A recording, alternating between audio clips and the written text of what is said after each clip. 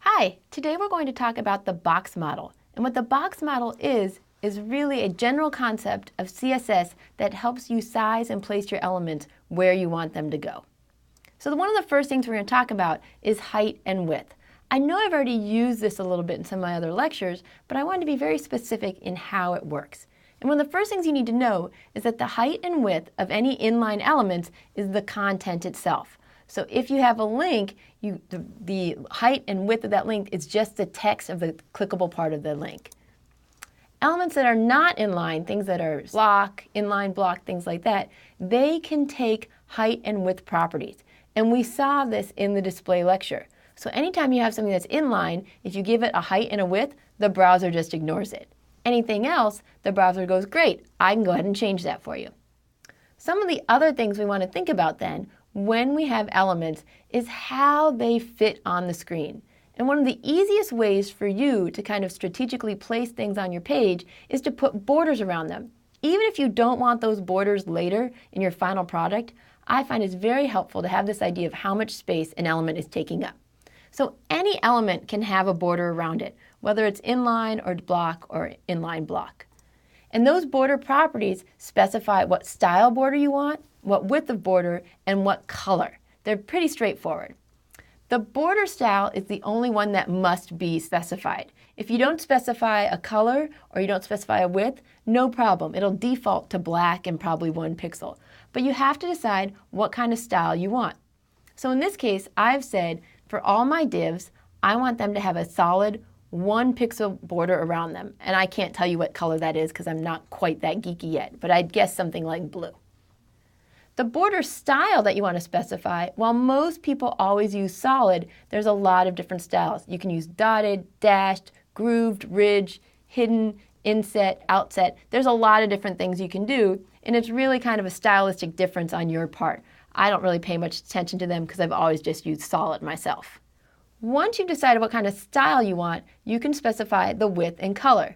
So when it comes time to set the width, if you decide to, is you can set it in a number of pixels, or you can use the keywords thin, medium, or large. When it comes time to do the color, you can do the same thing we've been doing all along. You can just use the name, such as blue, the RGB value, the hex value, or just so you know, it's also transparent, so it can just take the color of whatever's underneath it. So when it comes time for you to specify how big you want your border to go, you can specify it in 4 different ways. In the first example, you just give it one number, in this case 3 pixels. And what it's going to do is it's going to put a 3 pixel border around the entire element, just like this. If you decide to give it 2 values, it's going to set a 3 pixel border on the top and the bottom, and a 10 pixel border on the left and the right. This is a really common way to set things up when you're doing borders and other properties because it's a really nice shorthand that's still very simple to understand and read. If you give it 3 values, it's a little bit trickier, and I always kind of stumble over what it is, so I'm going to pop the picture up just to make sure. The first value is always the top. You want your top border to be 3 pixels. The 10 pixels is for the left and right, and the 20 pixels is for the bottom. The last one is when you give 4 values. And when you give 4 values, that basically means top, right, bottom, left. And that's going to set the border to 4 different values.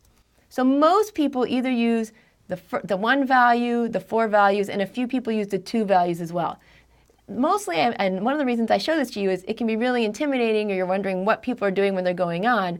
This is what they're doing. They're using shorthands so that they don't have to have border right, border left, border top, border bottom. Margin is basically that space that's outside of your border. It's between what I'd say you and your neighbor, or what I should really say is between the element and the element's neighbor. So it gives you kind of that elbow room where you don't want anybody touching you. With margins, whenever you give it a positive margin, you're basically saying move your element to the right or down. If you give it a negative margin, you're actually having it move closer to the neighbor. You're having it move left or upward. Padding is very similar in concept to margin, but instead the space is between the element and its border. It's kind of giving it a little bit of extra space inside. You might almost think of it as squishing the text in some cases. In the same way, whenever you have positive values for padding, you're moving it outward from the element. You're giving it more space. If you give it a negative padding, you're actually moving the border close to or maybe even on top of the elements that are next to it. So with margin and padding, all you're going to do is give a numerical value. You're going to give it something like 3 pixels or 10%. You don't give it any type of color. It's always going to be transparent. The padding is always going to be the same color as the element, and the margin's always going to be the same color of the parent, probably the body of the page. They, just like the border, can be defined in that 1 to 4 values. So if you put margin 3 pixels, it'll be a 3 pixel margin around everything. If you say padding, 10 pixels, 5 pixels, you'll have top, bottom, left, and right. So let me show you a quick picture of kind of what I'm talking about. In this case, here is my text, is my actual element. I've said this is what I want to go on. The blue is the border around my element. The yellow is the padding. It's that space between my text and the border. And that orange is the margin. And what you're saying is, don't put me near anything else. Give me this much space around myself. So it might move your paragraphs down. It might move your divs down and over. So just kind of practice this. And as you play with it more and more, it'll make more sense which one's the margin and which one's the padding. One of the things you need to understand when you're doing padding and border and margin and all these things is that in HTML and CSS, your height and your width is additive. And so what that means is if you decide that you want the width of your element to be 200 pixels, you probably need to take into account how big all those other aspects and properties are. So in this case, part of the width is the margin, plus the border, plus the padding, plus the actual element width itself. And so it all really adds up to get what we consider the actual width of your element. And this is going to matter when you're looking at your page and you're designing it and trying to decide how much space you want each element to take up.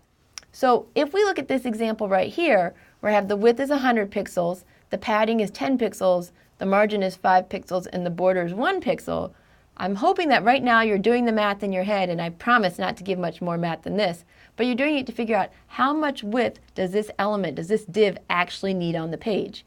And in this case, the width is 132 pixels. The 100 plus 10 plus 5 plus 1 plus 1 plus 5 plus 10. It all adds up.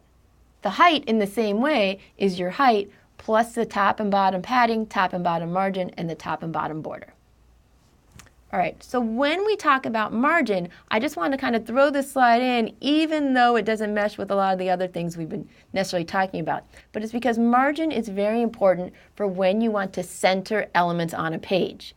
When we wanted to center text, we could just use text align center, and everything looked really good. But when you want to center elements, it's a little bit more difficult. And so the default way to do this is to use the command margin 0 auto. So if you remember that first 0, that stands for top and bottom, and so it's going to not really care about that. The auto is what puts it left and right. Now, this is only going to work if the element happens to be display block, if the element is not floating, if the element has a width that's not auto, which means that you set it, and then this last one is if the element is not fixed or absolute position. Now, I haven't covered position yet, and so the good news is since I haven't covered it, you probably haven't messed with it, and you don't have to worry about these two things. But as you try to center elements, come back to this slide if you need to and check these off to make sure that all these properties fit. And that's the best way to center things right now. Finally, when we talk about this, I wanted to add one more option, and that's called box sizing. And what box sizing does is it takes some of the math out of that additive height and additive width.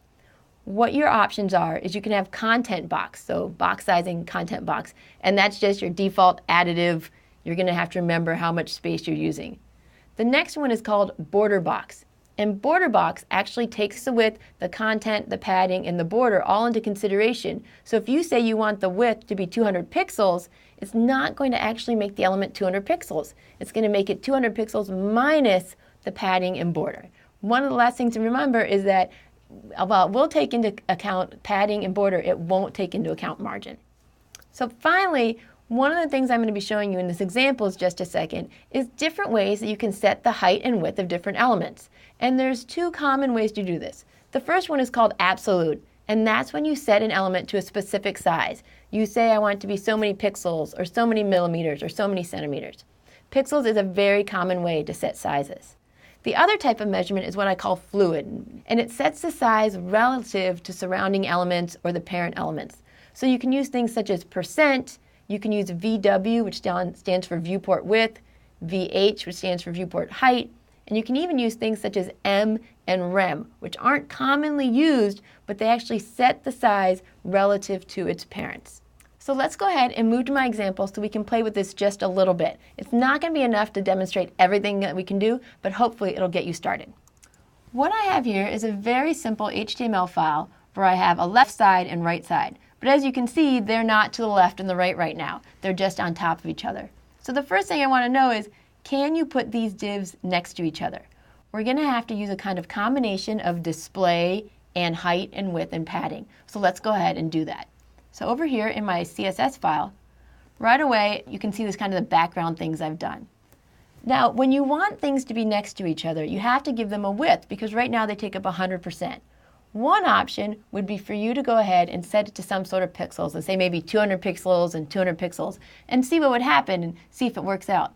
The problem with doing that, as I uncomment my code here, is that as people go on different browser sizes, your numbers might be too big or too small. So what I've done here is I went ahead and I set my width to 48%. Now, doing that is really great. And I'm going to comment out this one line for just a second, because most people get that idea that you want to set the width to something smaller. What they forget is that even though they're only taking up 48%, or maybe even 40, in fact, I'll even just make it something really small, 20%, they're not going next to each other.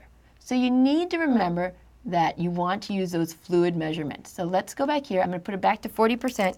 Even if you make it really skinny, until you tell the browser, oh, I know this is block, but I'm going to change it to inline block, it'll never let block elements be next to each other. So that's why you have to remember to do both of those elements. So let's go ahead and save and reload.